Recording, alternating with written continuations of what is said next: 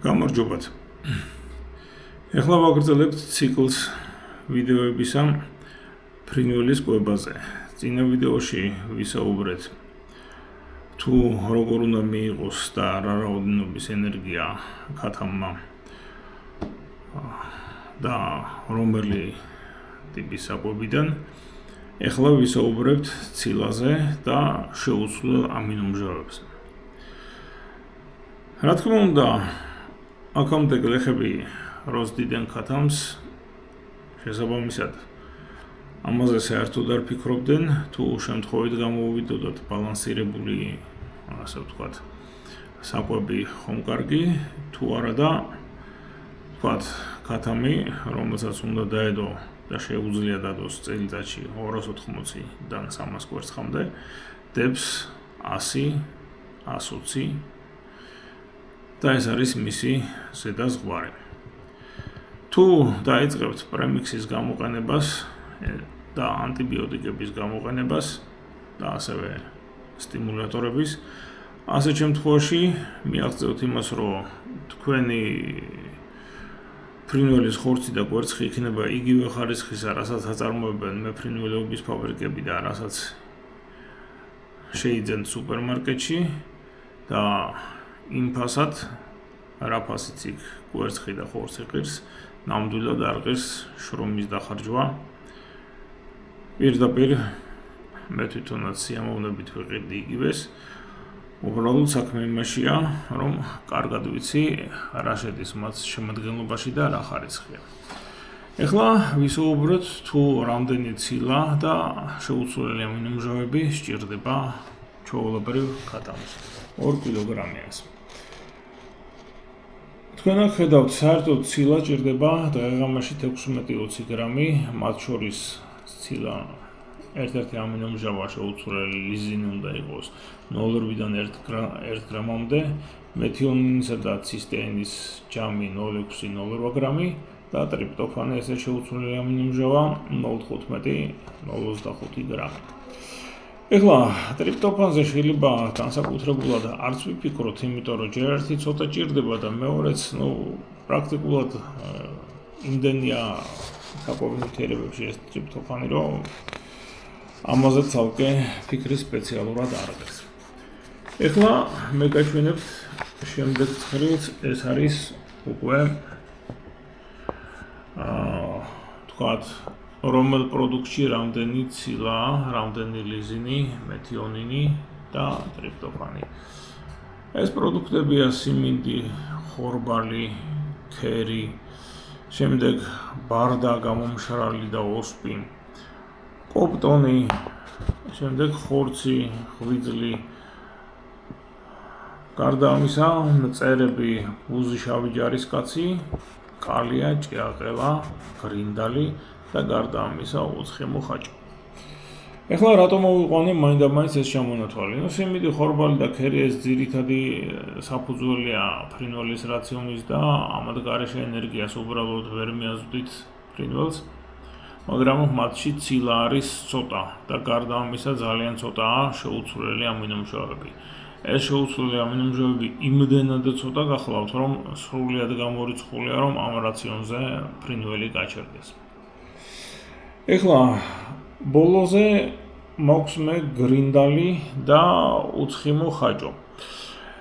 ეს ერთიცა და მეორეც გრინდალი თეთრი ფერის პატარა ჭიებია, რომელსაც აკვარიუმისტები თვითონ ამრავლებენ და კარგი იქნება თქვენს თუ გამრავლებთ, როცა წიწილებს ზრდით, იმიტომ რომ გრინდალი და უცხიმო ხაჭო ერთიცა და მეორეც არის ძალიან მაღალი ხარისხის ცილა. და თუ თქვა წიწილა დასუსტდა, კალციუმი დააკლდა, ხშირად ხდება ხოლმე, რომ სანამ გარეთ გაუშვებთ და მიწაზე დაიწყებს სირბილს და მინერალების ბალანსი მიწიდან შეივსებს, ხდება იქ კალციუმის დეფიციტი ნაწილობრივ ცილისას და გრინდალი და უცხიმო ხაჭო ეს არის გადასარევი ესეთი დასუსტებული წიწილებისათვის. შემდეგ შავი ჯარისკაცი, ჭიაყელა და კალია ეს არის ბუნებრივი ცილის მაღალხარისხოვანი ცილის წყაროები, რომელთა მოშენებას თავისუფლად შეიძლება სახელის პირობებში, ახლა როცა არა გაქვთ დიდი ფართობი, სადაც მწერებს ქათმები თვითონ დაიჭერენ, ერთ-ერთი ეს კულტურა სასურველია რომ გქონდეთ. წინააღმდეგ შემთხვევაში ცხოველური ცილის მიღება გაჭირდება და შავი ჯარისკაცი და კარლია და ჭიაყელა ესენი არის ძალიან მაღალი ხარისხის ცილები. შეიძლება ითქვას, რომ ხორცზე და ღვიძლზეც უკეთესი. ეხლა ხორცი არის ცოტა დაბალი ხარისხის, ხორცის ფარში იყიდება და ქათმის ღვიძლი და ინდაურის ღვიძლი მოგეხსენებათ, იაფად არის შედარებით მაღაზიებში და მათი გამოყენება შეიძლება. ეხლა პირველი სამი კომპონენტის გარდა, სიმინდი, ხორბალი და ქერი, რასაც ხედავთ, ყველა დანარჩენი არის ცილის წყარო. შეხედეთ, ოსფში და ბარდაში უკვე ბევრად მეტი ცილაა და კოპტონში, მაგრამ ესენი სამივე არის მცენარეული ცილები. და დავაკვირდეთ, ოსპიც და ბარდაც ორივე არის ძალიან კარგი ლიზინის წყარო. მაგრამ მეთიონინსა და ცისტეინს შეიცავს ცოტას და კოპტონი კი პირიქით. ჯერ ერთი ციලාსაც მეც შეიცავს საერთო რაოდენობით და ეს ლიზინი შეიცავს ცოტას, თორემ მეთიონინი პლუს ცისტეინი ეს უკვე კარგი რაოდენობით არის კოპტონში. ამ დროს ყველაზე კარგი არის შავი ჯარისკაცი და კალია, რომელიც ძალიან დიდი რაოდენობით შეიცავენ აი ამ მეთიონინსა და ცისტეინს და ისინი შეიცავენ კარგად ლიზინსაც. ასე რომ აი ახლა აქედან გამომდინარე დაახლოებით როგორ შეიძლება შევადგინოთ კომბინირებული საკვები, რომ ცილა, გარდა ამისა, ლიზინი და მეთიონინ ცისტეინი ჰქონდეს საკმარისი რაოდენობით. თუ ავიღებთ მაგალითად ერთ-ერთი რეცეპტი, აგერ ჩემს მიერ შედგენილი არის ასეთი. 60% ხორბალი, 15% ბარდა, 15% კოპტონი, 5% ღვიძლი, 5% გრინდალი. ახლა ვიანგარიშოთ აი ამ 100 გრამ ნარევში რამდენი ცილა გახლავთ. ახლა 100 გრამის 60% 60 გრამია, ანუ 60 გრამ ხორბალში ეს უნდა გავამრავლოთ 0.12-ზე ამდენი ცილაა ხორბალში. შემდეგ 15% 0.23-ზე ეს ბარდა, 15% 0.35-ზე ეს გახლავთ კოპტონის საშუალო მნიშვნელობა და 5% ღვიძლი და 5% გრინდალი.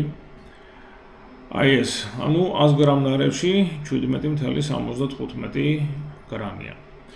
ეხლა ქათამი, რადგან 120 გრამს თავისუფლად შეჭამს ყოველგვარი გადატვირთვის გარეშე, გამოვარო 17.75 გრამი გავამრავლოთ 1.2-ზე, ეს არის 21.3 გრამი ცილა.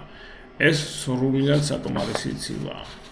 ზუსტად ისეთივე გამოთვლა გაკეთებულია ლიზინისა და მეთიონინ პლუს ცისტეინისათვის. აი ასეთი რეცეპტი უკვე საკმარის რაოდენობას მისცემს ქათამს ენერგიისას, საერთო ცილისა, ლიზინისა და მეთიონინ ცისტეინისა. ტრიპტოფანი სხვათა შორის სრულიად საკმარისი იქნება ასეთ ნარევში, აი რაც დასაწყისში წერია 60 ხორბალი, 15 ბარდა, 15 კოპტონი და 5% ღვიძლი და გრინდალი, ეს სრულიად საკმარისი გახლავთ. ახლა იქიდან გამომდინარე თქვენ რა გიქნებათ და რაზე მიგიწუდებათ ხელი. ახლა ვიღაცამ შეიძლება ჭიაყელების უფასოდ გქონდეს, ხომ? მაგრამ ძალიან ბევრი არც ის არ უნდა მისცეთ, იმიტომ რომ გარდა იმისა, რომ ზედმეტი ცილაც ძალიან ბევრიც არ არის სასურველი, იმიტომ რომ მე ფრინველის ლეიკოზების საშიშროება იზრდება 23% თუ გადაცდით ცილას საკვებში. 21 და 18%-ზე არავითარ შემთხვევაში ლეიკოზის საშიშროება არ არსებობს. მაგრამ 23%-ს თუ მიაღწიეთ და გასცდით, ვიმეორებ, ლეიკოზების სიხშირე გაიზრდება და შემთხვევები, რაც არანაირად არ არის სასურველი. გარდა ამისა, ვთქვათ, იგივე ჭიაყელას შეიძლება ჰქონდეს ჰელმინთების იმ გამოსვლა, რომელზეც ცალკე მკურნალობა დაგჭირდებათ. და ეს კიდე ცალკე პრობლემა გახლავთ. და ცალკე თავისთავად. ამიტომ ყველაფერი უნდა იყოს ზომიერი, ყველაფერი უნდა იყოს ბალანსირებული. ეს რაც შეეხება ვიმეორებ ძირითად რამეს, რაც ყველაზე უფრო ძნელი დასარეგულირებელია საკვებში, ეს არის ვიმეორებ ცილა და შეუცვლელი ამინომჟავები. ტრიპტოფანზე აღარ გავაკეთე ეს გამოთვლა, იმიტომ რომ ტრიპტოფანი გათამშიერდება ცოტა და პრაქტიკულად მარცვლეულშიც კი საკმაოდ ბევრი ტრიპტოფანია, რომ ტრიპტოფანი ფრინველს ეყოს. და მით უმეტეს, ვთქვათ, მაღალცილოვან, ესე იგი, მაღალცილოვან კომპონენტებში. ასე რომ, კიდევ ერთხელ დასკვნის სახით. მარცვლეული სიმინდი ხორბალი ქერი ეს არის ენერგიის წყარო, ეს არის ნახშირწყლების წყარო, ცილა აქ არის ცოტა. ოსპი, ბარდა და კოპტონი. საერთოდ ნებისმიერი პარკოსანი ლობიოც კი ცილას შეიცავს ბევრს და გარდა ამისა შეიცავს ბევრ ლიზინს, ასე რომ ლიზინის წყაროდ ოსპი და ბარდა გამოდგება, ხოლო კოპტონი გამოდგება მეთიონინისა და ცისტეინის წყაროდ. რაც შეეხება ცხოველურ პროდუქტებს, როგორც არის ხორცი, ღვიძლი, შავი ჯარისკაცის ლარვა, კალია, ჭიაყელა, ესენი სულ ყველა არის ძალიან კარგი ცილის წყაროები ერთი და გარდა ამისა ლიზინსაც შეიცავენ განსაკუთრებით შავი ჯარისკაცი, კალია და ჭიაყელა. და მეთიონინ ცისტეინსაც, ისე რომ ორივე ამინომჟავას კარგად აბალანსებენ, თუ რა თქმა უნდა, ამათი კულტურა გყავთ და შეგიძლიათ ეს მიაწოდოთ. თუ არა, ქათამი უნდა იყოს გაშვებული დიდ ტერიტორიაზე, ზაფხულში ერთ ფრთაზე 50 კვადრატული მეტრია საჭირო, რომ ამაზე აღარ ვიფიქროთ. მწერების ჩვენი მხრიდან მიცემაზე ან ხორცის ან ღვიძლის. და ასეთ შემთხვევაში კიდევ იმასაც უნდა შევეგუოთ, რომ ფრინველი კვერცხს მოიპარავს, ანუ დადებს ადგილას, სადაც ვერ ვიპოვით. ნაწილი ფრინველს, ასე ვთქვათ, მტაცებლები გაიტაცებენ და გარდა ამისა ჩვენი ფერმა იქნება დაბალ პროდუქტიული. გამორიცხულია, რომ ესე იგი იმ ხელაფარზე გაუშვათ ქათამი, რომ იმ ქათამმა მერე წელიწადში 300 კვერცხი დადოს, თუნდაც ის იყოს სუფთა საკვერცხე ჯიშის, როგორც არის ლეგჰორნი, როგორც არის ავსტრალორპი და ასე შემდეგ. შედარებით ნაკლები ზომის ფართობში, ვთქვათ, ერთ ფრინველზე 1.5 კვადრატული მეტრი სასეირნო ადგილი, სადაც არის, იქ აუცილებლად დაჭირდება ცილის და გარდა ამისა შეუცვლელი ამინომჟავების წყაროს დამატება. იმიტომ რომ წინააღმდეგ შემთხვევაში ვიმეორებ, ეს არის მიწის გაცდენა და მეურნეობის არარაციონალურად წარმართვა. ხოლო თუ ვიმეორებ ცილის წყაროს, მისცემთ საკმარისი რაოდენობით, ხელოვნურად, ასეთ შემთხვევაში, რა თქმა უნდა, ქათამის შესაბამისად გიპასუხებთ მაღალი პროდუქტიულობით. დღეისათვის სულ ეს იყო, ნახვამდის, კარგად გრძანდებოდეთ.